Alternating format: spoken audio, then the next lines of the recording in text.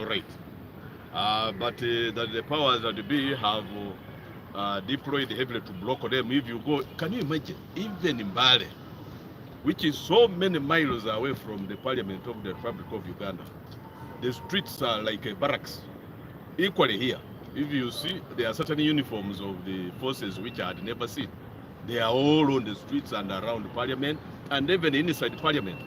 Even as I am being interviewed by you, it is under duress because this have not been allowed to hold the interview in my space where I serve in Parliament. I'm outside the precincts of Parliament. I'm even worried someone could knock me because I'm standing in the middle of the road.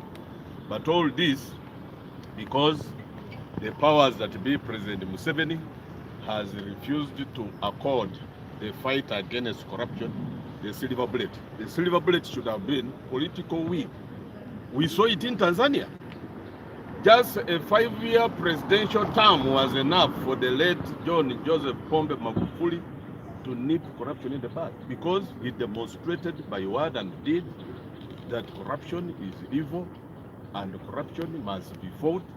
And indeed, he decided, and fruits were seen. You saw the economy of Tanzania elevated from wherever it were to a middle-income status within just a 5-year presidential term.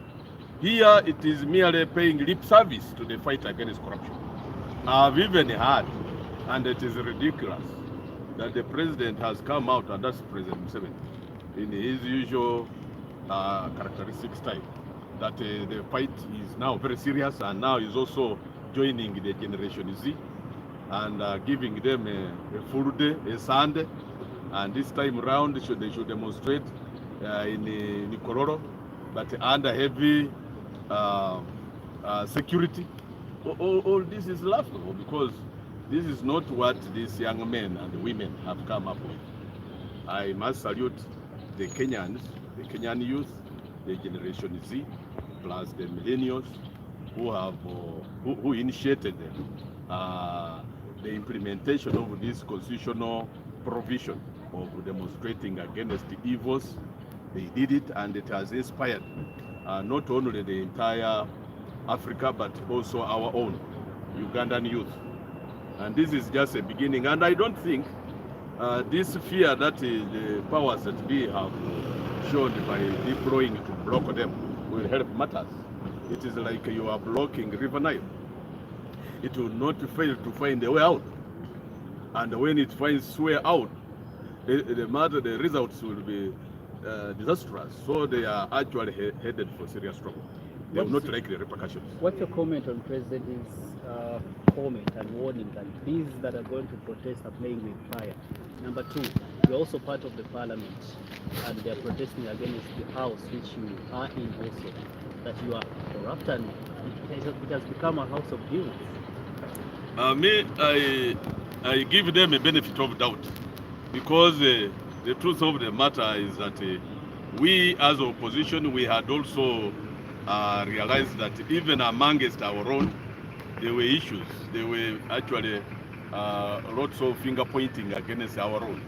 And I give it all to our leadership, party leadership of National Unity Platform that actually commenced, or rather, I should say they were the pioneers in this fight against corruption when they fired one of our own on allegations of corruption. So if we are talking about Parliament, don't lump us together. We are not the same. Opposition, we have demonstrated that we have no tolerance whatsoever to even our own if they are alleged to be corrupt, even when it is mere allegations, because as of now it is still allegations. But you can imagine that our leadership prevailed over our own to demonstrate the leadership, to model the way for the rest of the country. And thanks to those who were championing the fight against corruption in the media, when especially they did that through parliamentary exhibition. I think with the leadership of one Agatha, I give flowers to her for that fight, for that initiative. Now it has caught fire. Kenya also, theirs was around the corner, and that inspiration has helped matters. So even Parliament, I may not say that it should be spared in this fight. And the corruption in Uganda we are talking about is endemic and systemic. If the head of state now, who purports to be joining the fight, at one time blocked the IGG from implementing the good, brilliant idea of ensuring that those holders of public offices must be subjected to lifestyle audit. The president came out bare knuckles to fight a very good weapon which would have helped to nip this corruption in public offices in the bud. He was against it. Both electronic and print media were awash with the statements he made. He says that in as long as they have stolen and invested in Uganda, those are good thieves and don't touch them. Now, would this be a fight against corruption, or rather someone being preached to drink water but the man is drinking wine? Actually, waragi. Uganda abantu balina okwekalakasa olwaleero beekalakasa nga bemulugunya Parliament. President Museveni yabawonize nti bazanya n'omulimu okutandikirawo bwe nga bali ku ludda oluvuganya byolabye n'ebigenda mu maaso kikyobyogerako. Nze ndiyo okuvumirira n'esekuvumirira yena enkola eya President Museveni olw'okuba bw'abantu asazeewo agule olutalo ku nguze teyandibadde nti ye yatandikirawo kuyimiriza IGG Betkamya obuta implementinga enkola ey'okulaba nti wabeerawo lifestyle audit ku bantu bonna ababeera mu offices zino eza gavumenti nga naffe bamemba ba Parliament mututwalira. Kale wano ffe nga ba opposition wetusazeewo twetabe ku bano abafubuka aba generations ne ba millennials abasazeewo okubeera nti balwanira sente y'omuwi w'omusolo nga beeyiwa mu nguudo muno. Ate ekyo kiri kimu ku ddembe lyabwe eryabaweebwa ssemateeka, ery'eddembe lyabwe lyabwe bange.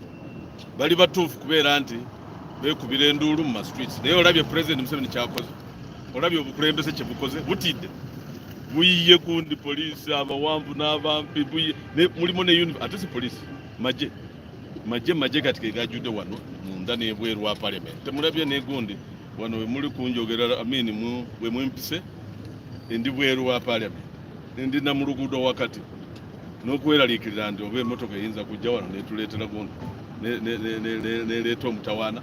Ebyo byonna biraga nti obukulembeze obuli mu buyinza bwa NRM tebumaliridde, si bwetegefu kulwanyisa enguzi.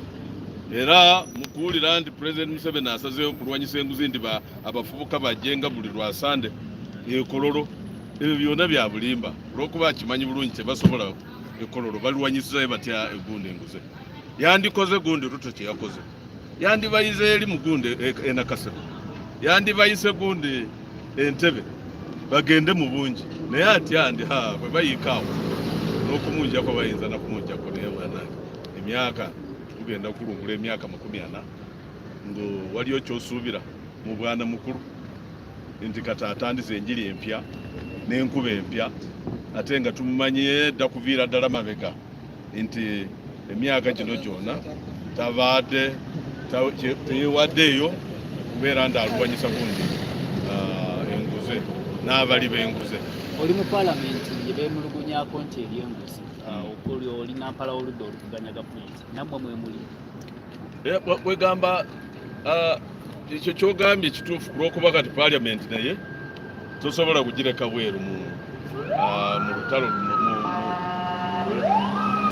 allegation ez'enguze olw'okuba kimanye bulungi. Naye ne bw'oba ndonenya Parliament olekeramuuko ku ludda olufuganya gavumenti. Nze lwenkulembera nga Kampala ne leader of the opposition Ssenyonyi, ffe twavaayo mu party eyaffe ya National Unity Platform ye yalutandika wano e Uganda ne ku Parliament kwenyini, yatandikira ku Service Award era owaffe mwenyini yeyasooka kubonerezebwa, yeyasooka kuteekebwako gundi envumbo. Ekyo ne kiyamba abali mu social media kweyongerayo n'olutalo olwo. Bwe bituuse olina okuba nti credit ogiwa opposition eri mu parliament eno ye11 nti at least yo ebadde kyakulabirako era yalaga obutali bumatifu muwaffe mwenyini eyasangibwa nga afunye service award. Mwebale nnyo.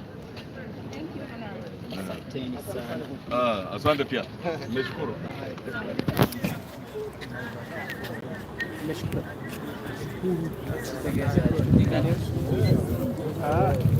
Ngenda kubeera mbawo ebigenda mu maaso, ngenda bambawo ebigenda mu maaso updates zonna mwekuumireko ku mukutu gwaffe gwake ayi mukulembeza. Tanaba subscribinga, sharinga mangu updates.